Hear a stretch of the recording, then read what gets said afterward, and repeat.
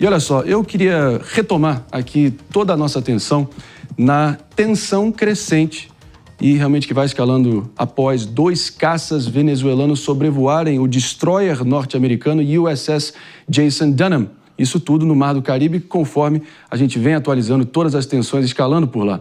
Agora, coincidência ou não, pessoal, o presidente Donald Trump ordenou o envio de 10 jatos F-35 ao Caribe, aumentando ainda mais a pressão na região. Se isso não é realmente um caldeirão, um barril de pólvora prestes a ser ali, ali realmente ligado ou aceso, melhor dizendo, eu não sei o que é. Mas também a gente tem o Maduro no poder na Venezuela, né? Então ele não tá nem aí pras pessoas, os venezuelanos, há muito tempo. É um ditador de fato. E aí esse sobrevoo dos caças pode ser interpretado sim como uma provocação, por isso que o Trump vai escalar cada vez mais. Eu tenho receio só de que isso se torne efetivamente uma guerra e o povo venezuelano que sofra com as consequências de uma pessoa que está no poder sem estar eleita de fato, né? É estranhíssimo também que a Venezuela arrisque os seus escassos caças para sobrevoar o destroyer americano, achando que essa provocação não ia sair impune, né? Não. Tem algum cálculo errado aí ou realmente eles perderam o eixo completamente, né? André, sabe quando tem alguma notícia que a gente fala assim, eu só acredito vendo, daí a gente vê e a gente fala, não é possível que isso está acontecendo. Eu vendo, não acredito. Não, exato. Às vezes a gente fala assim, acho que é fake news, porque não é possível que o Maduro tenha tido a brilhante estratégia de alguma forma, tentar combater aquilo que parece ser uma pré-ofensiva americana. Porque, veja, o Donald Trump, ele colocou ali alguns elementos de defesa americano nas proximidades da Venezuela, mas ele não fez efetivamente nada. Era meio que um recado para prestar atenção.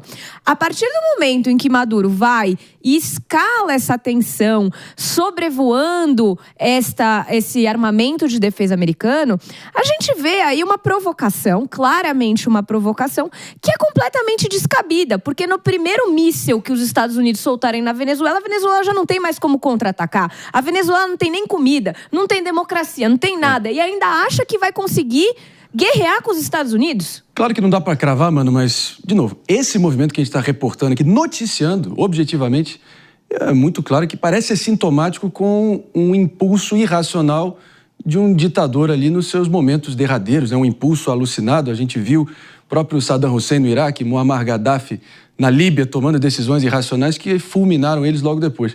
Você acha que pode ser algo parecido?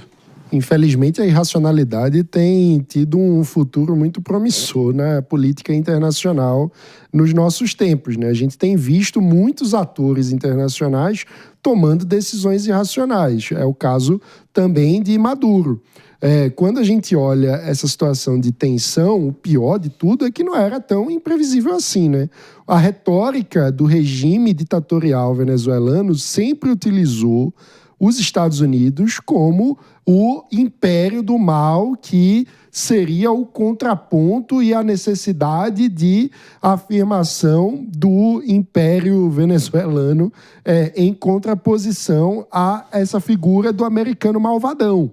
Então, quando você tem essa aproximação militar, o que você espera de resposta do ditador venezuelano? Que ele faça o que sempre fez, o discurso e o símbolo de oposição ao Império Americano. Então, infelizmente, a gente está vendo aí, mais uma vez, líderes irracionais colocando seu ego em primeiro lugar, colocando os seus próprios interesses em detrimento do bem-estar e dos direitos e liberdades dos cidadãos, que ficam em último plano nessas situações todas. Tiago, vale a pena lembrar aqui que essa semana está tendo uma escalada assim muito clara, né? A gente repercutiu aqui na terça que e ontem foi confirmado pelo próprio Donald Trump, na medida que o governo americano acabou afundando um barco e matando 11 pessoas, de acordo com eles, narcoterroristas, levando montantes assim absurdamente grandes de drogas para os Estados Unidos nessa patrulha antinarcótico e antiterrorista que eles vêm promovendo por lá. Agora, somando-se a já 7 navios, enfim, a nível militar, um submarino militar e agora 10 caças F-35 para a base militar em Porto Rico, eles não precisam, esses 10 caças não precisam nem reabastecer se eles sobrevoarem Caracas, bombardearem o Palácio Miraflores e voltarem como se nada tivesse acontecido. Então, é baixíssimo esforço técnico e militar para o nível de realmente sofisticação dos equipamentos que a gente está se referindo aqui, né? Exatamente. E o que me chama a atenção nessa história toda, Marinho, é que é mais um capítulo dessa nova era geopolítica global. Os Estados Unidos estão agindo ali, é claro, eles têm a prerrogativa de que estão desmanchando um cartel de drogas na Venezuela, que dizem que o governo Trump alega que o Nicolás Maduro é o chefe desse cartel, o cartel de Los Soles, se não me engano, inclusive colocou um preço de $50 milhões para quem conseguir informações que ajudam a capturar o Maduro. Mas 50 milhões, recompensa ainda está em aberto, hein? 50 milhões dead or alive, né? Morto ou vivo. Para quem tiver informações, vai estar valendo a pena $50 milhões, hein? Mas esse novo capítulo mostra como o governo Trump tem tentado desmantelar essa oposição ao próprio governo americano. Então você tem ali, na realidade, a Venezuela, que é uma grande vendedora de petróleo para a China. E então isso são vários desdobramentos que têm acontecido no tabuleiro geopolítico global que a gente está acompanhando aí. E, novamente, fica aqui o comentário de que a gente espera que não aconteça nada mais grave, porque quem vai sofrer, nesse caso, é o povo venezuelano. Para ter muita clareza aqui do pretexto, pessoal, a Casa Branca afirma que Nicolás Maduro chefia ou protege 2 organizações que eles agora classificam como organizações terroristas, né? Narcoterroristas do Tren de Aragua e o Cartel de Los Soles, o Cartel dos Sóis, que o narcoditador Nicolás Maduro ou chefia ou protege, financiando sem dúvida alguma. E, ao classificar como terrorismo, né, mano, isso alarga a base legal para poder enfrentar essas 2 facções ou organizações terroristas para realmente tentar desmantelar elas de vez, né, ao pretexto de contra-terrorismo. Então, esse realmente é um novo movimento que a gente está vendo.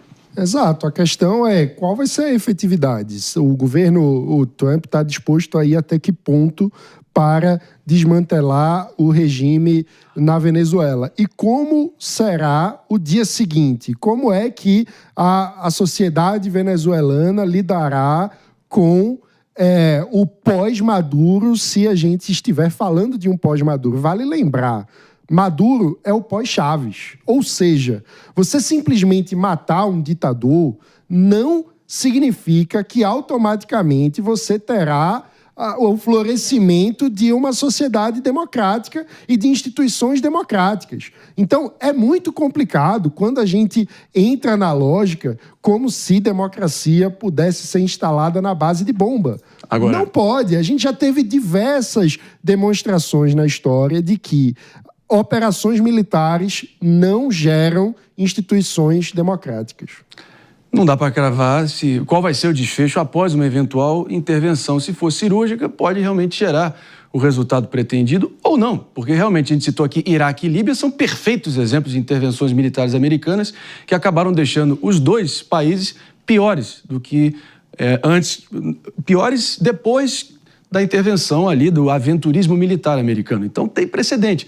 Mas o Trump foi eleito exatamente para poder evitar essas intervenções longas e todas embananadas, né? E ser uma coisa muito mais cirúrgica, precisa, resolver o problema, cumprir o objetivo, sai fora, entendeu? Vamos ver, porque, Mano Ferreira, você conhece como poucos o drama do povo venezuelano. Eu ouso dizer que a vasta maioria lá de quem está sendo oprimido pelo Maduro está vendo isso, talvez sim, dado o desespero histórico, como uma última alternativa. Mas, a ver. Vamos acompanhar o desfecho, não dá para cravar, seja para pior ou para melhor. E às vezes também é um formato, né, com esse poderio bélico, na minha avaliação, é que é o seguinte, pessoas próximas a ele vão ter que promover esse enfrentamento. Perfeito. Então. E aí se colocam à frente, e aí fica. Entre eu entregar ele e ganhar uma recompensa, como a gente falou aqui, de 50 milhões, e realmente eu não ter... 50 não, vou até aumentar aqui, é um pacote de 90, porque inclui o vice e também o comandante militar. Tem Padrino isso. E cabello e É um Maduro. combo, né? Aí dá É um 90. combo. Se você entregar o combo, você automaticamente recebe a recompensa e não tem aqui uma briga bélica. Então, O problema é que quando você tem uma estrutura ditatorial, a disputa pela sucessão ditatorial acaba sendo muito mais lucrativa do que 50 milhões tem isso também. de dólares. Então, a questão é essa. Não podemos esquecer. A ditadura na Venezuela não começou com Maduro. E nada garante que, simplesmente eliminando ele, sem ter uma concertação de construção institucional da sociedade civil venezuelana, você tenha o fim do regime. Você pode ter simplesmente a substituição de um ditador por outro, como foi Maduro no lugar de Chávez. E o que a gente precisa na Venezuela para pôr fim ao sofrimento de toda a população é, de fato, que o regime acabe e que venha no lugar do regime ditatorial uma democracia liberal plena.